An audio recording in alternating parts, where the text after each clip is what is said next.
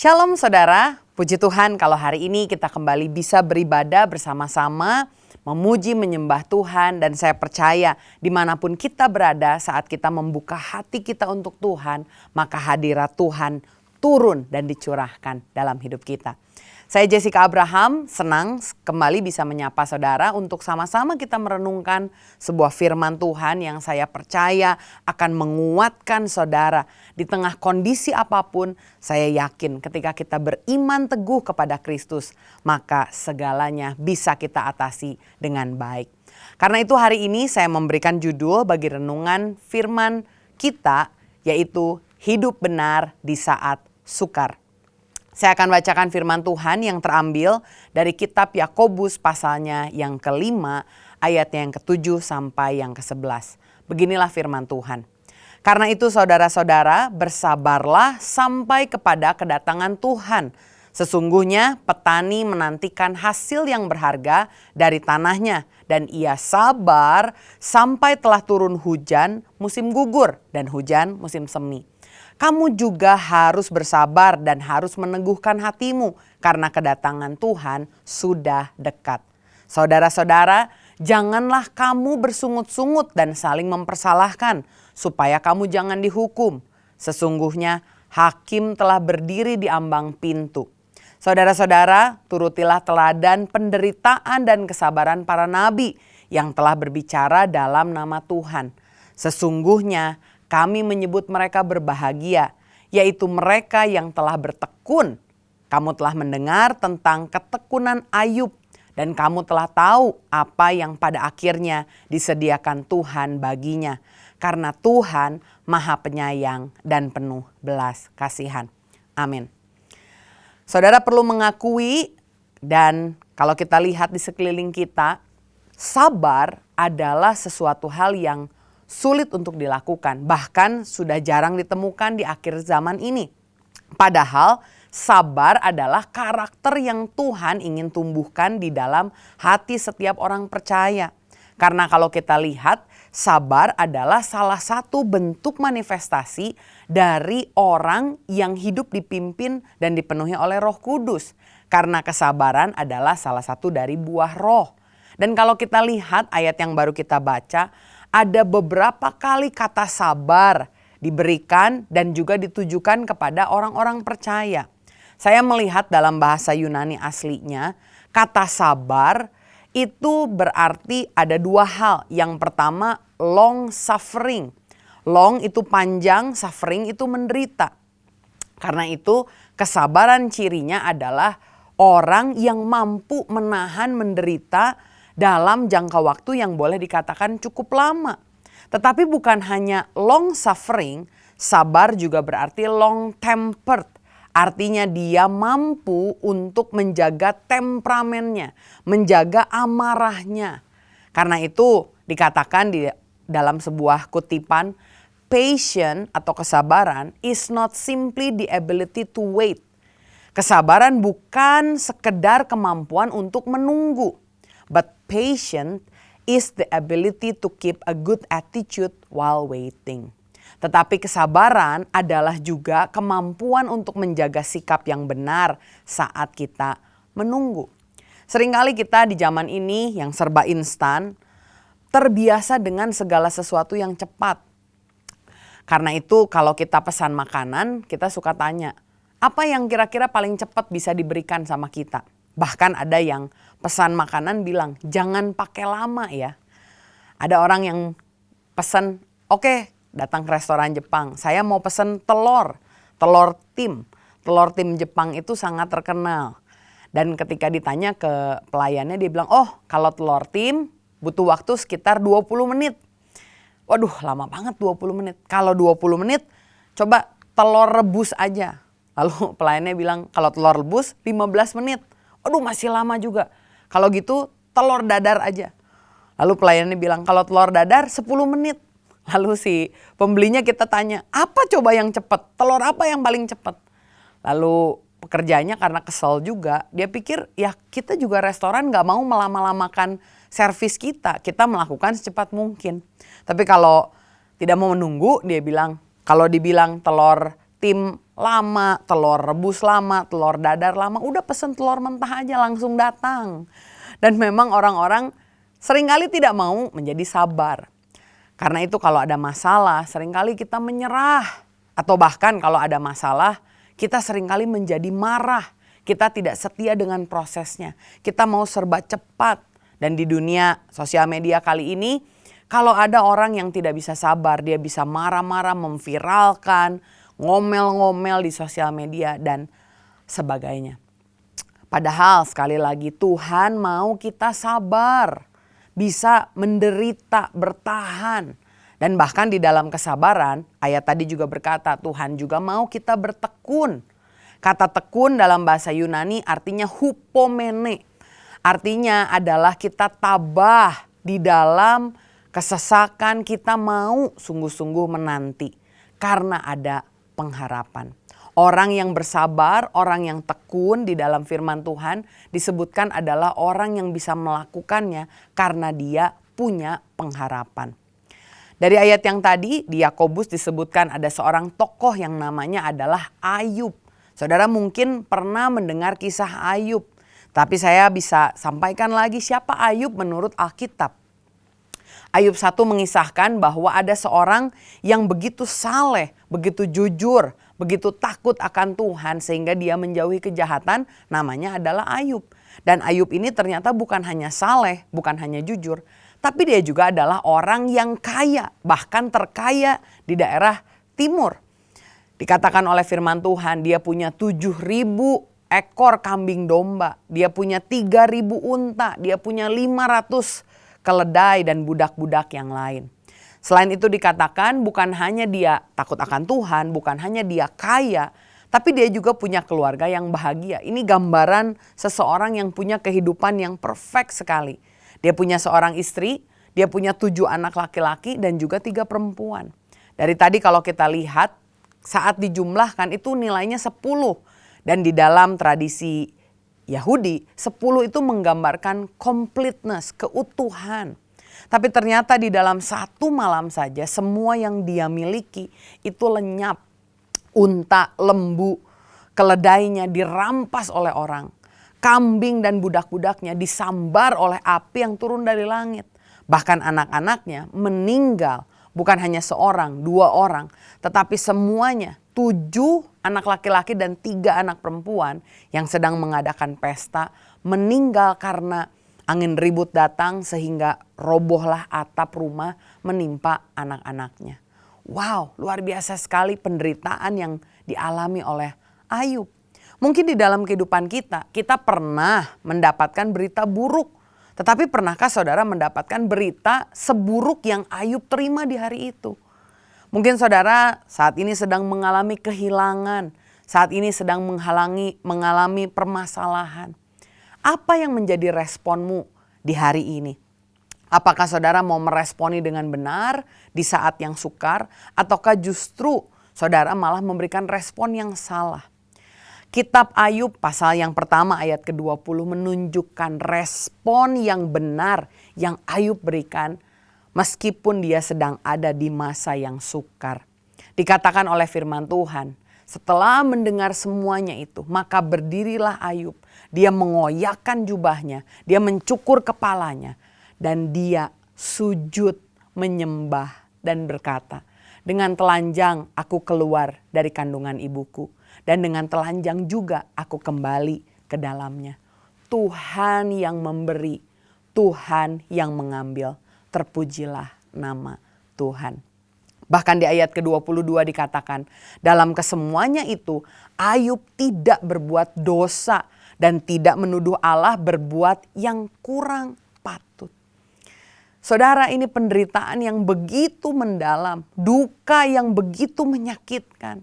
Dan ini digambarkan dengan ekspresi Ayub, dia mengoyakkan jubahnya, dia mencukur kepalanya. Mungkin hari ini juga saudara sedang mengalami hal tersebut.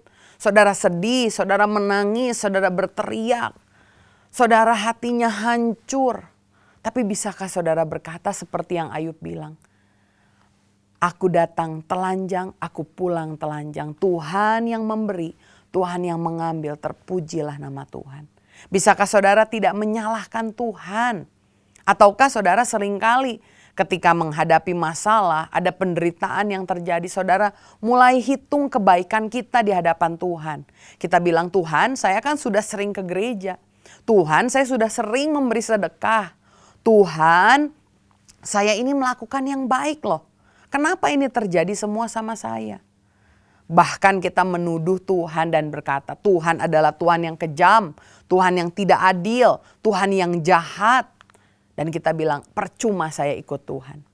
Saudara, kalau kita baca di kitab Ayub, Ayub selalu memberikan mezbah kepada Tuhan, mempersembahkan yang terbaik kepada Tuhan. Dan ketika dia mendapat penderitaan, tidak pernah sekalipun terucap oleh Ayub, Tuhan, bukannya aku memberikan mezbah bagimu, bukannya aku mendidik anak-anakku untuk takut akan Engkau. Kenapa Engkau melakukan ini? Tapi Ayub malah sujud menyembah Tuhan. Mengapa Ayub bisa memberikan respon yang benar di saat yang sukar? Saya melihat ada 3 hal yang kita bisa teladani dari kehidupan Ayub. Hal yang pertama, saya melihat Ayub memiliki iman yang benar kepada Allah. Ayub 2 ayat 9-10 berkata, ini istrinya bilang kepada Ayub ketika Ayub mengalami masalah. Istri yang seharusnya menjadi penolong malah jadi perongrong karena dia berkata, masih bertekunkah engkau dalam kesalehanmu? Kutukilah Allahmu dan matilah. Wow, istri Ayub yang selama ini melihat kebaikan Tuhan dalam hidup Ayub, menikmatinya, menerimanya, malah berkata, kamu masih mau soleh, kamu masih mau memberkati Tuhan. Jangan, kutukilah Allahmu dan matilah. Tetapi dia menjawab kepada istrinya, engkau berbicara seperti perempuan gila. Dia malah marah kepada istrinya, bukan malah ikut dikompori, malah menyalahkan Tuhan. Dan dia malah berkata, apakah kita hanya mau yang menerima yang baik dari Allah, tetapi tidak mau menerima yang buruk? Dan di dalam kesemuanya itu firman Tuhan katakan, Ayub tidak berbuat dosa dengan bibirnya. Beberapa tahun yang lalu saya pernah mendengar ada sebuah gerakan atau pengajaran iman yang katanya dari kekristenan, yang disebut sebagai name it and claim it. Sebut dan menerima, sebut dan terima. Gerakan ini mendorong orang-orang untuk melakukan klaim apa saja yang baik dalam hidupnya. Dan dengan iman percaya bahwa itu akan diterimanya. Oh, tentu banyak orang yang mulai mengklaim banyak hal yang baik. Saya akan naik gaji, amin. Saya cepat dapat jodoh, amin. Saya sehat senantiasa, tidak pernah sakit, amin. Dan hal-hal yang lain yang baik. Sayangnya mereka hanya mengharapkan yang baik-baik saja dari Tuhan. Bahkan mereka lupa kalau berkat yang Tuhan berikan itu bukan untuk diri kita sendiri, namun untuk memuliakan Tuhan, untuk memberkati sesama. Karena itu sama sekali pandangan name it or claim it ini, atau motivasi positif yang tidak berdasar pada Alkitab, itu sangat tidak alkitabiah.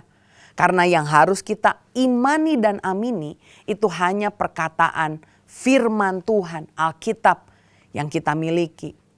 Ada seorang petenis handal bernama Arthur Ashe. Dia ini adalah orang kulit hitam pertama yang memenangkan pertandingan tenis bergengsi di Wimbledon. Ketika dia masih muda, masih sekitar umur 40-an, dia terjangkit HIV. Dan bukan karena dia nakal, saudara. Tapi karena dia perlu mengalami operasi dan salah satu dari donor darahnya itu mengidap HIV. Dan mungkin karena teknologi belum baik saat itu, tanpa sadar darah yang terjangkit HIV ini ditransfusikan ke dalam tubuhnya Arthur. Dan mulai saat itu dia mengalami HIV, dideklarasi HIV, dan dia tidak bisa lagi main tenis. Sampai satu kali ada seorang reporter yang bertanya pada Arthur, Arthur, kamu sempat kesel gak sama Tuhan?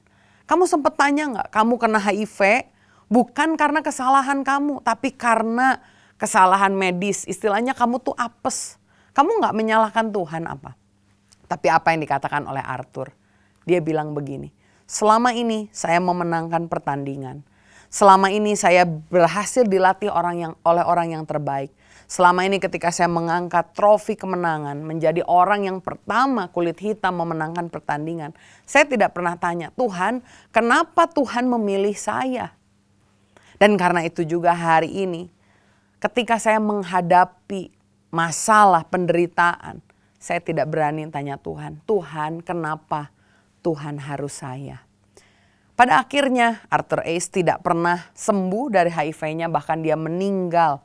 Tetapi dari hidupnya, dari cara pandangnya, dari responnya, dia banyak memberkati orang, bahkan mendirikan foundation untuk penyakit HIV AIDS. Saya percaya saudara, dalam kehidupan kita sebagaimana dicatatkan di dalam firman Tuhan, iman yang besar itu bisa memindahkan gunung. Tapi saya juga melihat bahwa iman yang benar membuat orang tetap percaya pada Tuhan, tetap memuji Tuhan, tidak bersungut-sungut meskipun gunung belum dipindahkan oleh Tuhan. Meskipun memang banyak kisah gunung yang berpindah, tetapi hari ini kalau ada gunung masalah saudara yang tidak berpindah, apa responmu? Maukah tetap engkau memuji Tuhan? Seperti doa Sadrak, Mesak, Abednego yang hendak dimasukkan ke dalam dapur perapian yang panas menyala. Mereka tidak salah, mereka membela Tuhan. Tapi ketika mereka ditangkap hendak dimasukkan ke dalam dapur api, mereka berkata, jika Tuhan mau, maka kami akan luput dari dapur api ini. Tetapi jika tidak, kami akan terus menyembah Tuhan. Itulah iman yang benar. Bukan iman yang hanya mau menerima yang baik saja dari Tuhan. Tetapi kita juga mau melihat Tuhan dan berkata, Tuhan, Engkau yang memberi, Engkau yang mengambil. Terpujilah nama Tuhan. Karena memang apa yang Tuhan beri terkadang Tuhan ambil pula dalam kehidupan kita. Dan ketika itu terjadi, mari kita bilang, Tuhan, Engkau adalah tetap Allah. Aku tidak mau hanya menerima yang baik, tapi aku mau terima pikul salib-Mu. Aku mau mengikut Tuhan. Dan itulah saudara iman yang benar. Saya diberkati sekali dengan sebuah lagu. Kalau saudara belum pernah dengar lagu ini, saudara boleh cari dan saudara boleh pelajari. Karena lagu ini berkata, hidupku ada di tangan-Mu. Engkau memberikan rencana yang terindah. Tak hanya yang baik saja yang aku terima. Jangan mau hanya terima yang baik-baik saja. Tetapi percaya apapun kalau Tuhan izinkan, Dia yang memberi, Dia yang mengambil. Dan kita berkata, terpujilah nama Tuhan. Ayub memiliki respon yang benar di saat sukar. Karena dia memiliki iman yang benar kepada Tuhan. Tapi yang kedua saya melihat bahwa Ayub juga memiliki cara pandang yang benar terhadap Allah. Ayub 23 ayat yang ke-10 dikatakan, karena ia tahu jalan hidupku, seandainya ia menguji aku akan timbul seperti emas. Kakiku tetap mengikuti jejaknya, aku menuruti jalannya dan tidak menyimpang. Perintah dari bibirnya tidak kulanggar, dalam sanubariku kusimpan ucapan mulutnya. Tetapi ia tidak pernah berubah, siapa yang dapat menghalangi dia? Apa yang dikehendakinya dilaksanakannya juga. Ada seorang olahragawan lain namanya Derek Redmond. Dia berlari di Olimpiade tahun 92 dan mengalami cedera pada otot kakinya di awal perlombaan 400 meter semifinal. Walaupun dia mengalami cedera, walaupun dia punya kesempatan untuk menyerah, untuk give up dan bilang saya cedera, saya mau selesai pertandingan saya di situ. Tetapi dia tidak menyerah, dia terus berlari sampai akhirnya dia mencapai garis finish. Meskipun memang waktunya itu jauh sekali tertinggal dari peserta yang lain. Ketika seorang reporter bertanya pada dia, kenapa kamu tidak menyerah? Kenapa kamu tidak bilang saya cedera? Dan kalaupun dia menyerah, itu ya wajar saja. Kakinya sudah sakit, dia lari tertatih-tatih, sudah pasti tidak akan bisa menang. Tapi Derek menjawab pertanyaan tersebut dengan berkata, negaraku tidak mengirimkan aku 5.000 mil untuk memulai pertandingan. Tetapi negaraku mengirim aku 5.000 mil untuk mengakhiri pertandingan dengan baik. Dan pada hari itu, meskipun nilainya tidak sesuai dengan apa yang dia inginkan, tetapi Derek Redmond mengakhiri pertandingan dengan baik. Seringkali kita dibuai dengan manisnya pengajaran teologi hyper grace atau kasih karunia yang berlebihan. Pengajaran ini seringkali meninabobokan orang percaya untuk menjadi pengikut Tuhan yang manja. Sementara memang kita melihat diri kita sebagai anak-anak Tuhan dan kita melihat Tuhan sebagai Bapa yang baik, seringkali kita lupa bahwa Tuhan juga adalah Raja yang harus kita sembah dalam hidup kita. Dia adalah Tuan di mana kita harus menjadi hambanya. Seringkali kita lupa bahwa kita ini adalah prajurit, tentara Allah yang juga dipanggil ke medan pertempuran untuk menang. Kita lupa bahwa kita ini adalah calon mempelai wanita yang harus hidup kudus di hadapan sang mempelai pria. Bahkan kita juga lupa bahwa kita ini adalah ciptaan dan Tuhan adalah sang pencipta. Ketika mengalami penderitaan, Ayub tidak mencurigai Tuhan. Tetapi Ayub justru melihat siapa dirinya di hadapan Tuhan dan siapa Tuhan di hadapan dirinya. Ayub tidak berani menuntut apa-apa karena memang dia tahu dia bukan siapa-siapa. Dia malah mengakui bahwa Tuhan adalah Tuhan yang berdaulat sebagai pencipta. Dan Ayub mengerti benar bahwa dia ini adalah ciptaan. Sehingga dia tahu apapun yang terjadi dalam hidupnya, Tuhan berdaulat dan dia harus tetap setia melakukan perintah Tuhan. Justru dia melihat proses yang dia alami sebagai proses pemurnian. Bukan karena Tuhan jahat, tetapi justru karena Tuhan ingin kita disucikan, kita dikuduskan, dan kita lebih menjadi serupa dengan Dia.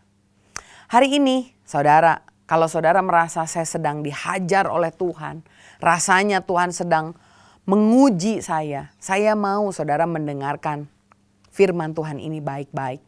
Ibrani 12 ayat 5-8 berkata, "Hai anakku, janganlah anggap enteng didikan Tuhan dan janganlah putus asa apabila engkau diperingatkannya. Karena Tuhan menghajar orang yang dikasihinya dan ia menyesah orang yang diakuinya sebagai anak. Jika kamu harus menanggung ganjaran, Allah memperlakukan kamu seperti anak. Di manakah terdapat anak yang tidak dihajar oleh ayahnya?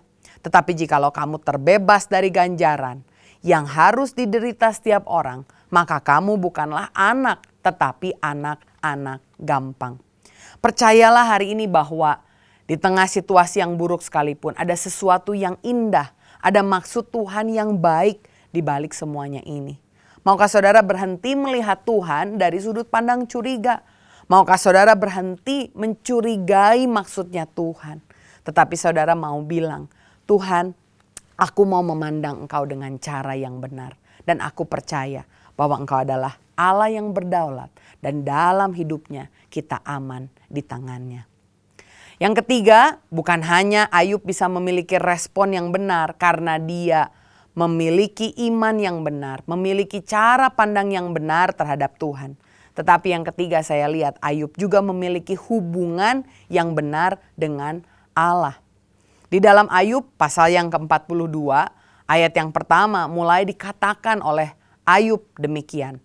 "Aku tahu bahwa engkau sanggup melakukan segala sesuatu dan tidak ada rencanamu yang gagal. Firman-Mu, siapakah dia yang menyelubungi keputusan tanpa pengetahuan? Itulah sebabnya tanpa pengertian aku telah bercerita tentang hal-hal yang sangat ajaib bagiku yang tidak kuketahui. Firman-Mu, dengarlah, maka aku yang akan berfirman, aku akan menanyai engkau supaya engkau memberitahu aku." Dan ayat yang kelima ini yang saya highlight.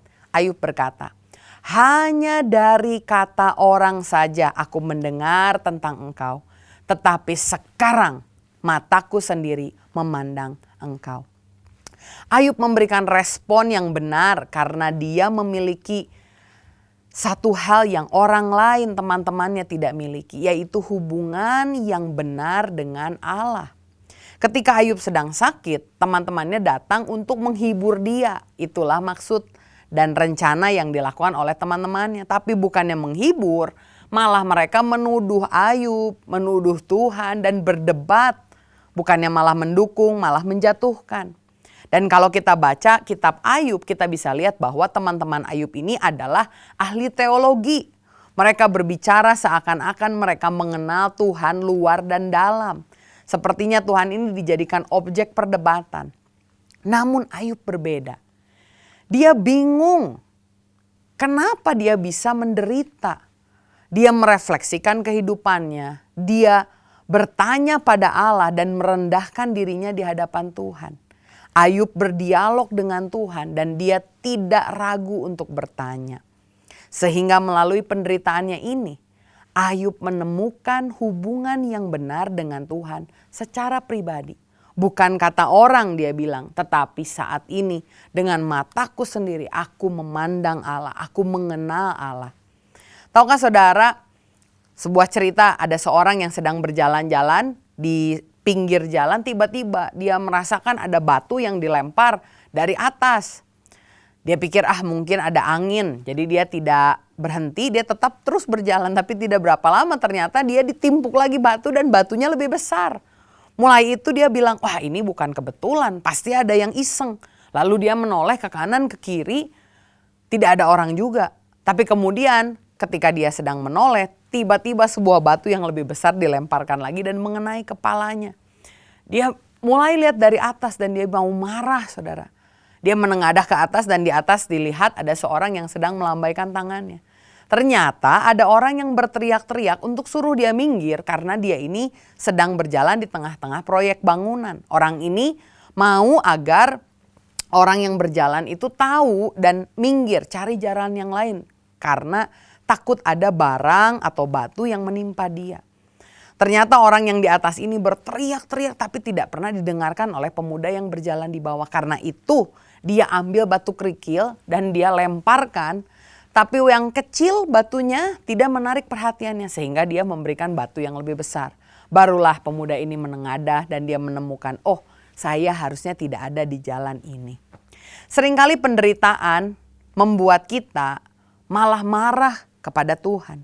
Padahal kita tidak tahu kalau penderitaan itu justru merupakan peringatan dari Tuhan.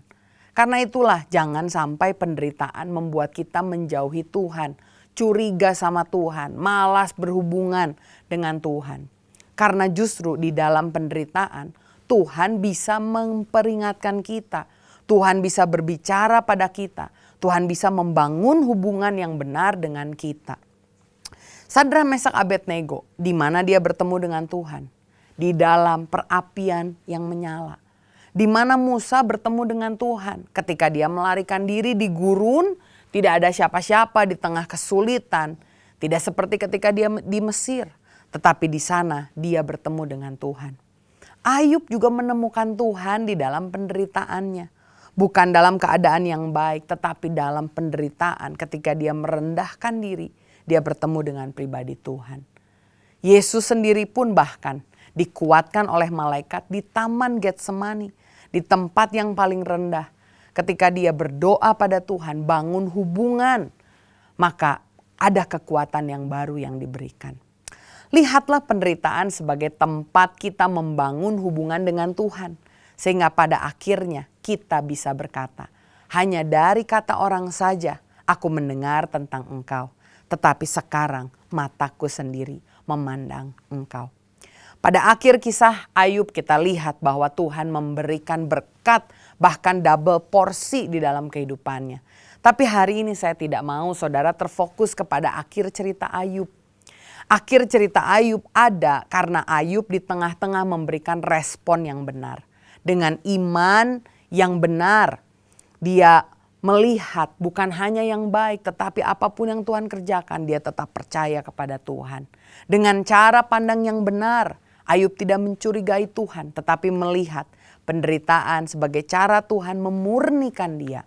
Dan dengan hubungan yang benar, dia berdialog dengan Tuhan. Bahkan kalau selama ini dia hanya mendengar tentang Tuhan dari kata orang, tetapi lewat penderitaan, saat dia merendahkan hati, berdialog dengan Tuhan, memberikan waktu kepada Tuhan, dia menemukan Tuhan dan bukan dari kata orang, tetapi dari matanya sendiri dia mengenal Tuhan. Saya berdoa kalau saudara hari ini sedang mengalami permasalahan, sedang ada dalam hal yang sulit, saya berdoa agar iman saudara tetap kuat, cara pandang saudara tetap benar, dan saudara menemukan hubungan yang benar dengan Tuhan. Sehingga respon hidup kita adalah hidup yang benar di hadapan Tuhan. Dan saya percaya ketika kita memberikan respon yang benar, maka berkat Tuhan akan dicurahkan dalam hidup kita. Jiwa kita akan diperbaharui. Bahkan hal-hal yang tampaknya tidak bisa lagi diperbaiki, Tuhan akan turun tangan merestorasi semua hal. Bukan hanya sekedar untuk kebaikan kita, tetapi Dia mau memiliki hubungan yang akrab dengan kita. Sehingga sama seperti Ayub, kita juga ditemukan memuliakan Tuhan lewat hidup kita. Saya berdoa untuk saudara, terutama yang sedang ada masalah, tetap beriman, tetap melihat Tuhan, tetap bangun hubungan dengan Tuhan. Bapa, hamba-Mu berdoa saat ini buat siapapun yang mendengarkan yang sedang ada dalam permasalahan. Di dalam nama Tuhan Yesus, kami meminta Tuhan ketabahan, kesabaran yang daripada Engkau. Karena kami percaya, kami berharap hanya kepada Tuhan Yesus, Juru Selamat kami. Kami adalah manusia ciptaan, Engkau adalah Sang Pencipta. Karena itu kami tahu hidup kami ada di dalam tangan Tuhan. Dan biarkan lewat segala situasi kondisi, kami tetap percaya pada Engkau, berjalan dalam jalan-Mu. Dan kami yakin di waktu yang tepat, Engkau akan menunjukkan diri-Mu, Engkau akan menunjukkan kuasa-Mu, dan biarkan kami terkagum akan pribadi Tuhan. Kau yang memberkati dan memateraikan firman yang ditabur ini di dalam hati setiap anak-Mu, sehingga firman ini menjadi firman yang hidup, yang membuat kami bisa menyenangkan Tuhan sepanjang hidup kami. Terima kasih Tuhan, terpujilah nama-Mu, hanya di dalam nama Tuhan Yesus Kristus kami berdoa dan mengucap syukur. Haleluya. Amin. Jangan menyerah, tetap semangat. Tuhan Yesus memberkati.